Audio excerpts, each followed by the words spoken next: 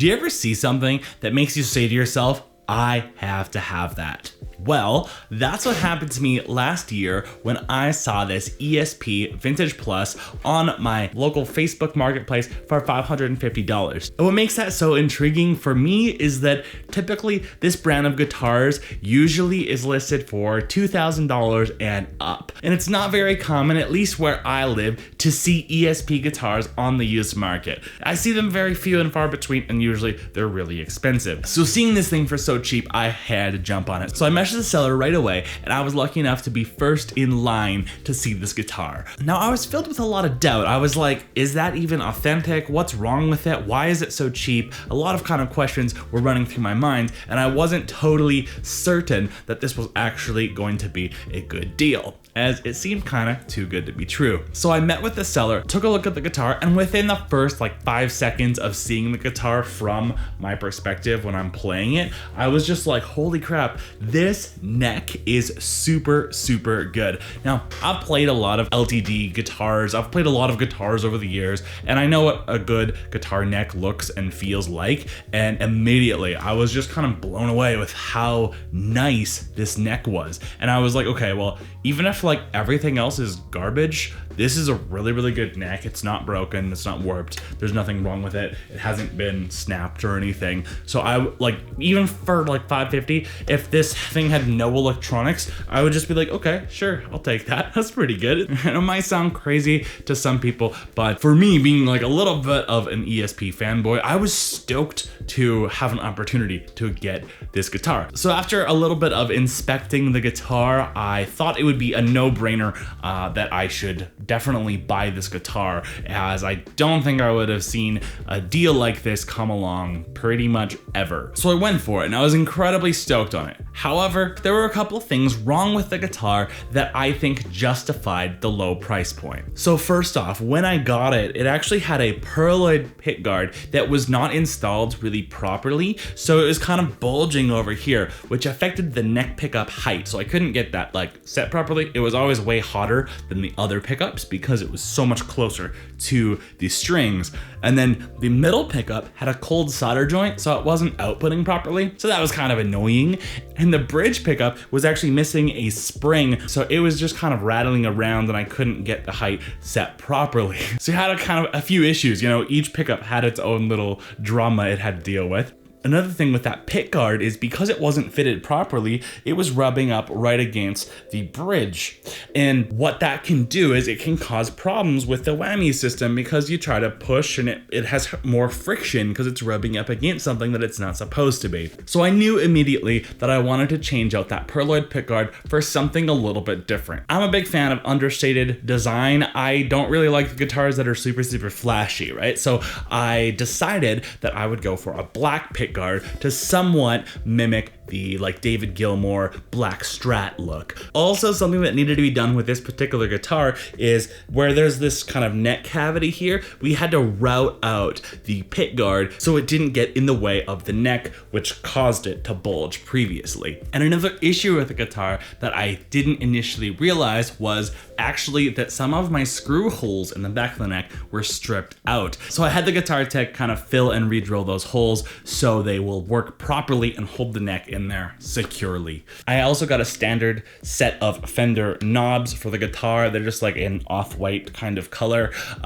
And basically, I'm really, really stoked on how this thing looks now. I think it's a lot more handsome than it was previously. However, it is definitely a preference and stylistic choice, right? Some folks might like the pearloid pickguard. It's just not for me. This is definitely more my style. Another thing that was kind of neat with this particular guitar is that the previous owner had put these Rio Grande pickups in there. And before buying this guitar, I had never even heard of Rio Grande pickups, but apparently they're really good. This set is somewhere around $400, so I was pretty happy with that, getting a good set of pickups. Now, what makes these pickups a little bit different than kind of your standard Strat pickups is that the pull pieces are 1/4 inch, so that means that they're bigger than the standard pull pieces. Basically, I don't really know how that affects the sound, but I do know that this guitar sounds killer. I think it outperforms every single coil pickup I've ever tried, and it's totally changed my perspective on what a single coil pickup sounds like.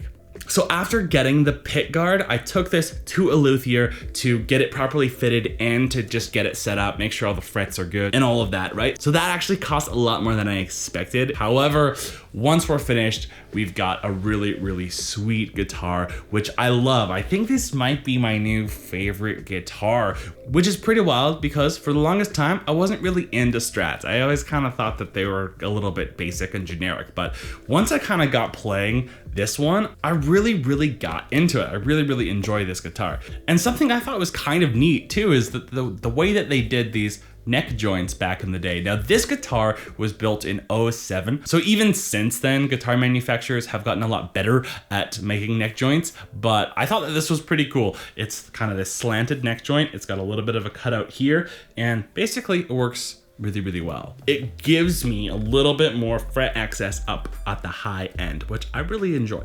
Now there are mixed opinions about the relicing. Now this was factory relicked, so they kind of made it look like that straight off the line. Some people like it, some people don't. I think it's cool. I mean, like, I probably wouldn't buy a brand new guitar from a store that had a relicing to it unless I liked it a lot.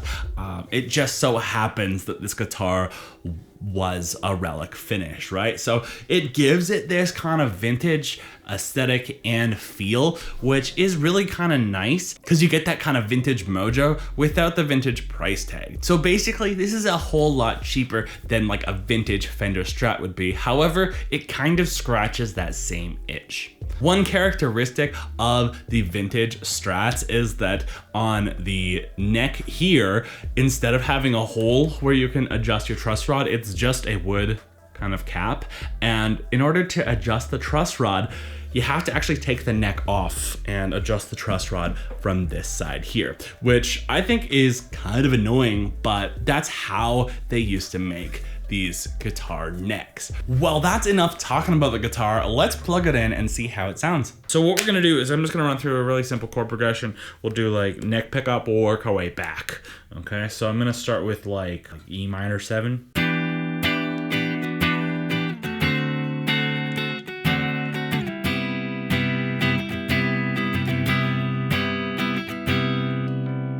Middle pickup.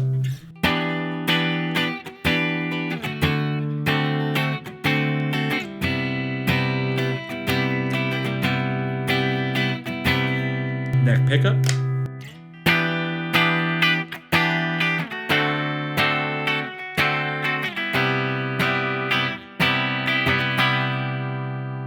Right, we will do our neck and middle blend.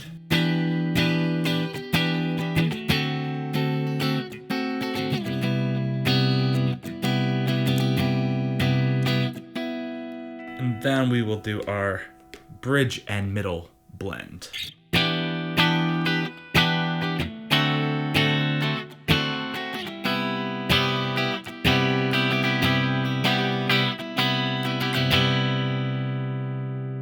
So with the neck pickup,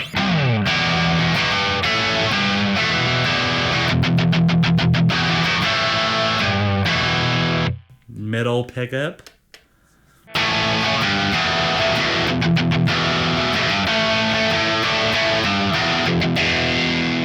and then bridge pickup.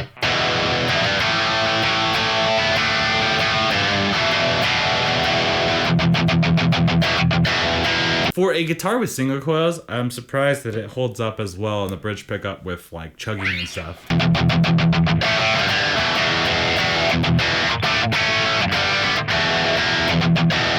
And that is about the tip of the iceberg when it comes to the amount of tones you can get from this guitar. I've been really impressed with how well this thing handles the high gain and actually kind of still stays fun to play when I'm using a lot of distortion. If you'd like to hear more of this guitar, let me know in the comments below. I'd love to hear from you. And that's about all I've got for this video. So thanks so much for watching. I encourage you to hit the like button, consider subscribing to my channel so you can be notified of the next one when it comes out.